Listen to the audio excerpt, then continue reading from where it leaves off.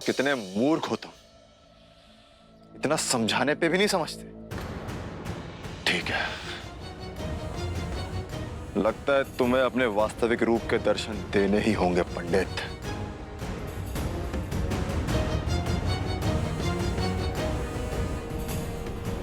कोई आवश्यकता नहीं है भैरवनाथ जी।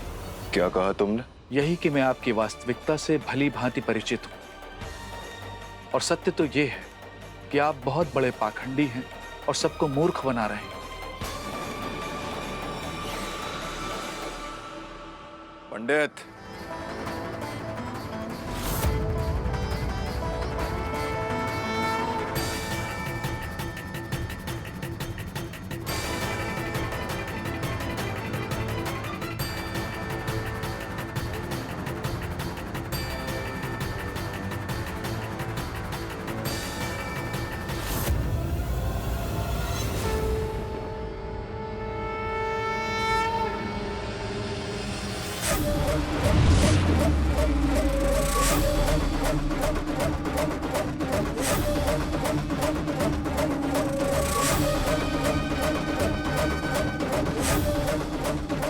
अरे ये एकाएक गांव वाले कैसे आ गए? हाँ सुलोचना, न जाने ये कैसी माया है। क्यों पंडित, मेरा पाखंडीपना तुम्हें रास नहीं आया? अरे क्या हुआ? भैरवनाथ जी की शक्ति ने तुम्हें भयभीत कर दिया क्या श्रीधर?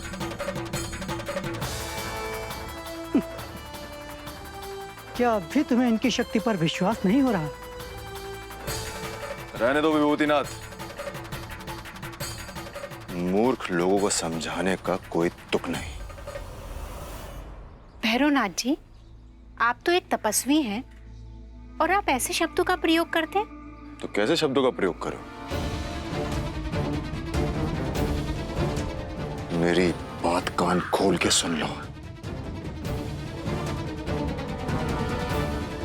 पाखंडी मैं नहीं, पाखंडी वो है, वैष्णवी।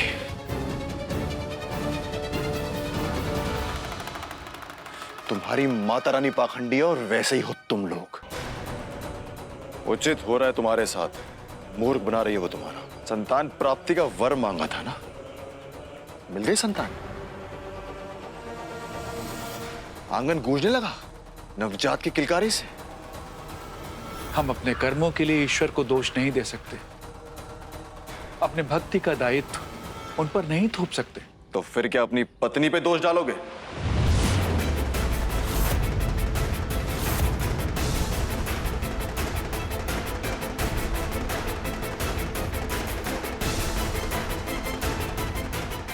भाग्य पे। हाँ, जिसके भाग्य में जो होता है उसे वही प्राप्त होता है। बस कर्म उचित होने चाहिए। इसमें मेरी माता रानी का क्या दोष है? उन्हें आप क्यों दोष दे रहे हैं? ठीक है पंडित, तो तुम्हारी भक्ति की परीक्षा लेकर देखते हैं कि तुम्हारी भक्ति कितनी सच्ची है। समस्त गांववासी यहां पर सिद्ध करके दिखाओ अपनी शक्ति और अपनी भक्ति। वो भी तो देखें कितनी शक्ति है तुम्हारी भक्ति में। और यदि तुम्हारी माता रानी में तनिक भी सच्चाई है तो ये जो हार है तुम्हारी माता रानी की मूर्ति से उठकर तुम्हारी गर्दन पे आ जाना चाहिए। और यदि ऐसा नहीं कर पाए तो समस्त गांववासी के सामने तुम्हें स्वीकार करना होगा कि तुम्हारी माता रानी साधारण है, पाखंडी है, कोई दिव्य शक्ति नहीं।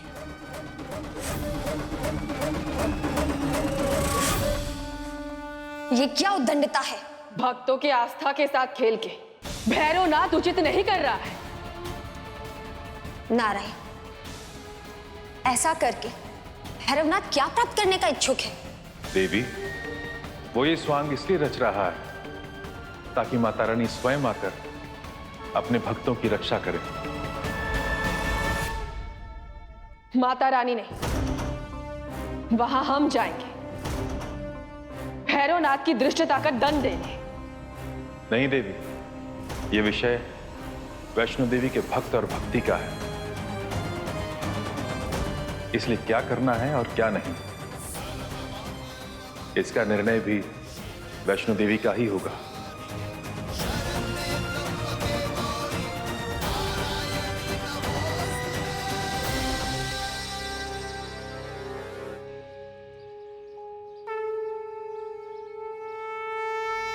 माता रानी, आज आपके भक्त और उसकी भक्ति की परीक्षा।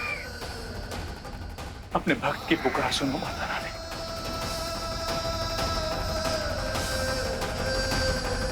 मनोकामना पूर्ण करो माता रानी, सहायता करो।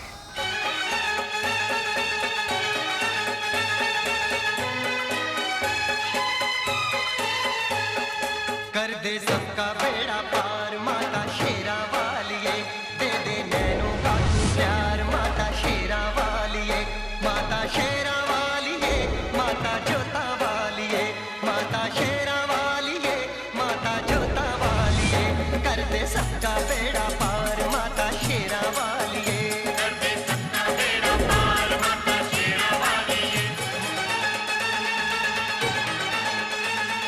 तू है इसलिए यदि तुम्हें और तुम्हारी पत्नी को संतान सुख चाहिए तो अपने घर में कन्या पूजन करना होगा।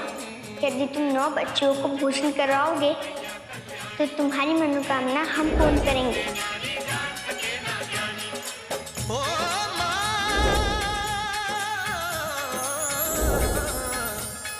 राई को तू पर्वत करती, पर्वत को तू राई,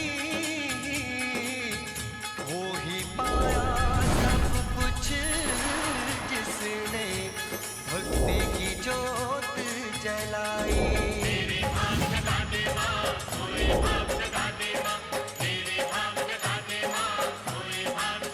कर दे सबका बेड़ा पार माता शेरा वालिए, माता शेरा वालिए, माता जोता वालिए,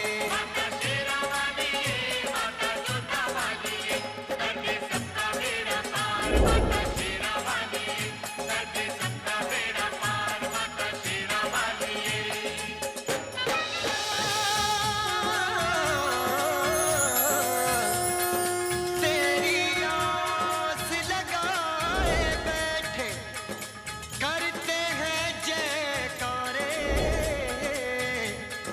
तू पति अपने भक्त की पुकार सुनिए माता रानी। बन करती दुष्टों को संहारे।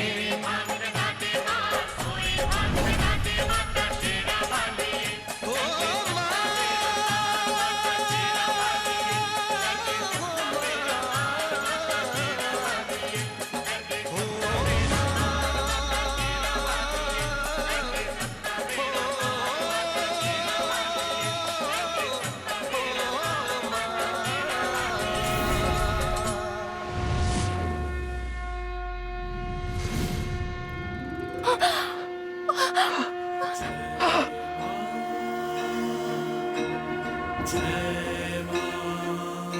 माता रानी की, माता रानी की, माता रानी की। माता रानी तुम्हारी प्रेमा परंपार है। जय माता रानी। सुनो सुनो, माता रानी ने हमारी पुकार सुन ली। अरे आपकी भक्ति सच है, आपका हृदय सच्चा है और हमारी माता रानी सच्ची है। जय माता, बोलो माता रानी की जय, माता रानी की, माता रानी की जय।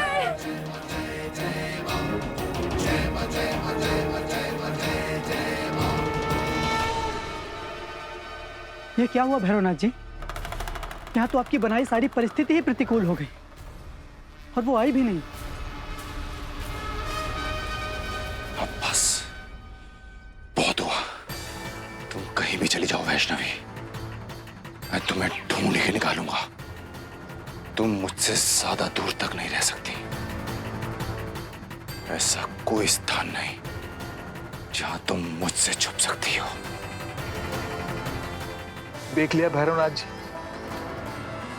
एक भक्त की भक्ति और माता की शक्ति को।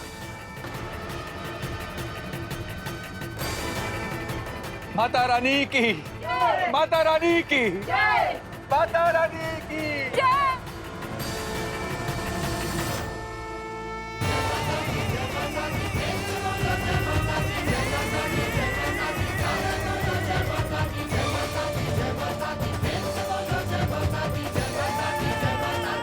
ये स्थान उचित है। पुत्र हनुमान, तूने मुझे बुलाया शेरवाली, मैं आया शेरवाली, मुझे बुलाया शेरवाली, मैं आया शेरवाली।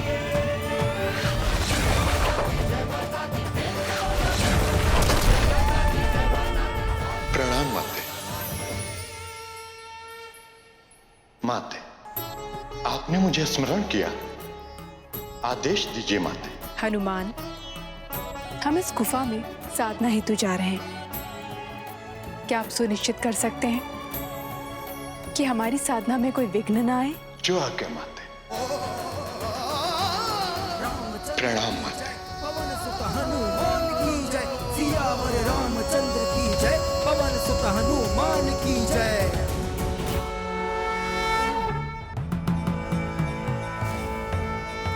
वैष्णव देवी ने जिस स्थान को अपनी साधना के लिए चुना है, उसका पता तो भैरवनाथ अपनी साधना के बल पर पता लगा ही लेगा।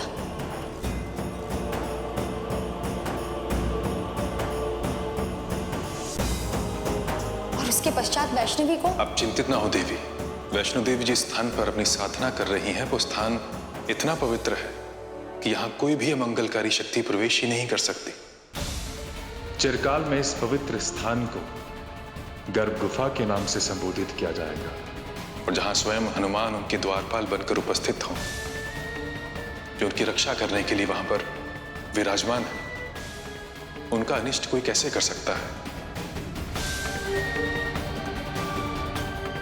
इतना साहस, इतना बल किसी में कहां? यही तो चिंता का विषय है नारायण। ना ही भैरवनाथ पीछे हटेगा, ना ही हनुमान। यदि दोनों में युद्ध हुआ तो न जाने क्या होगा।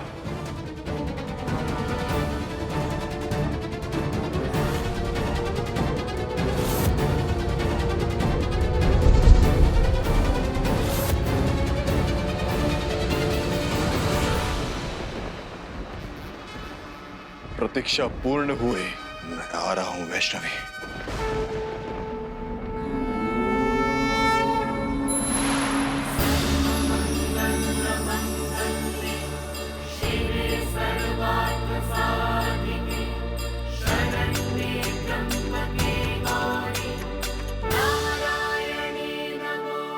भैरवनाथ ने अपनी साधना के बल से आपका ये स्थान ज्ञात कर लिया है। वो किसी भी क्षण यहाँ आ जाएगा। पुत्री, आपने इस गुफा की सुरक्षा का दायित्व हनुमान को तो दिया है, और वो इस दायित्व का पालन पूरी निष्ठा से भी करेगा, किंतु इससे इस समस्या का निवारण नहीं होगा। इस बात का ज्ञान आपको भी तो है। जी, हमें आभास हो रहा है किसी विकराल अनिष्ट का, किंतु हम भैरवनाथ को अंतिम अवसर देना चाहते हैं। हम 9 मास तक यहीं रहेंगे साधना में, और इस अवधि में या तो उसके अंदर एक नए सत्पुरुष का उत्थान होगा, अन्यथा अपने कुकर्मों से उसकी दुर्गति, उसका विनाश होगा।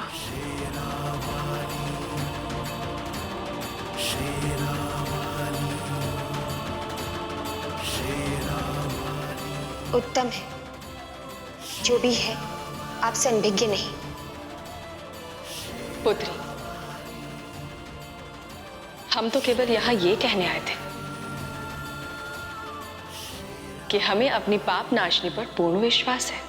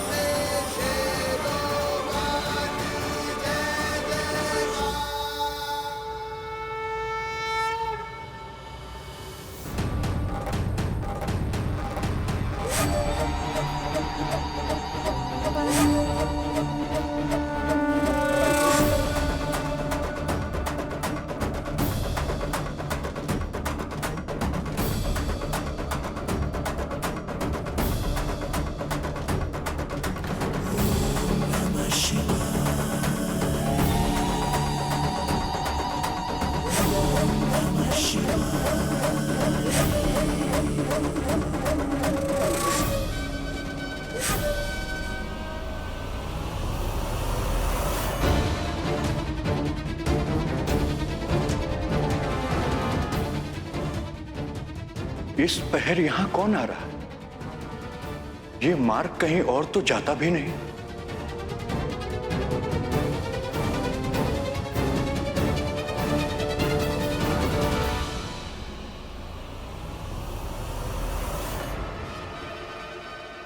प्रणाम। आप में से किसी दिव्य शक्ति की उपस्थिति का आभास हो रहा है। कौन है आप? मैं एक भक्त, अपने प्रभु का सेवक। किंतु आप कौन हैं? और आपका यहां आने का कारण? आपकी भांति मैं भी एक भक्त हूं, महादेव का भक्त। मुझे गुफा में जाना है, आप मार्ग दीजिए, कृपा होगी।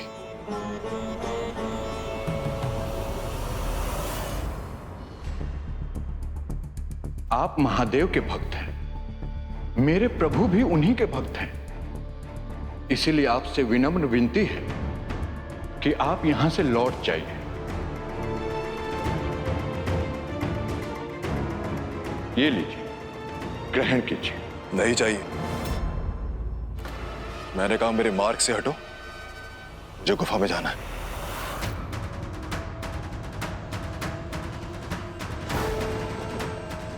गुफा के भीतर नहीं जा सकते। मुझे गुफा के भीतर जाने से रोकने वाले तुम होते कौन हो? इस गुफा का प्रहरी। गुफा में जाना वर्जित है।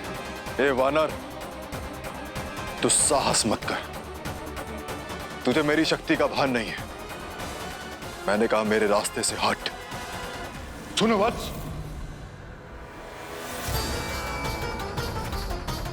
हट तो तुम्हारा उचित नहीं।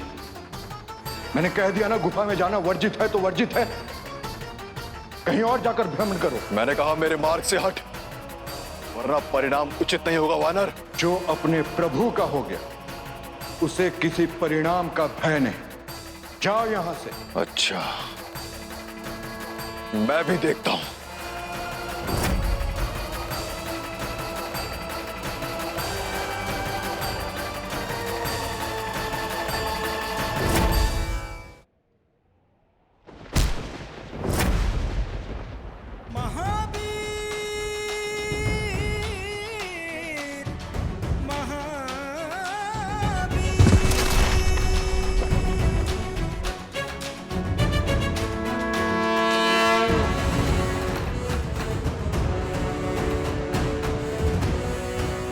वानर, मुझे अपने तप की शक्ति क्यों दिखा रहा है? तू नहीं जानता कि मैं कौन हूं। अभी तक मेरे बल से नहीं हुआ है तेरा सामना। ठहर, अभी दिखाता हूं। मैं भैरवनाथ, महादेव का भक्त। मैं पंच तत्वों को साक्षी मानकर यह घोषणा करता हूं कि इस वानर से युद्ध करने के लिए अपने जीवन की भक्ति, समस्त अपबल की शक्ति लगा दूंगा।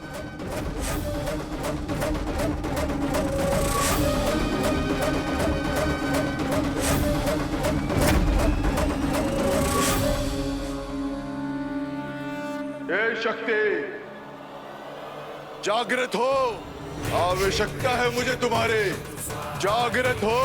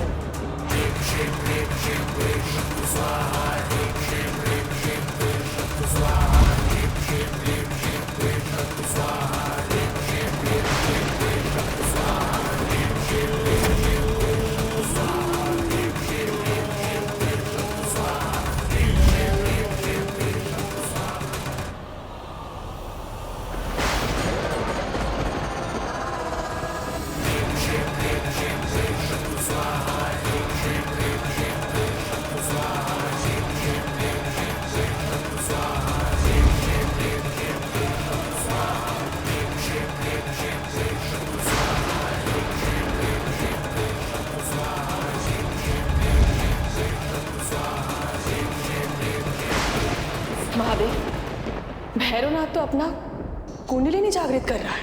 हर चक्र के साथ उसके तप की शक्ति बढ़ती जाएगी देवी, और सातों चक्र जागृत होने के पश्चात उसकी तपस्या का संपूर्ण तपोबल उसे मिल जाएगा। उसके पश्चात वो एक साधारण मनुष्य नहीं, अत्यंत शक्तिशाली हो जाएगा।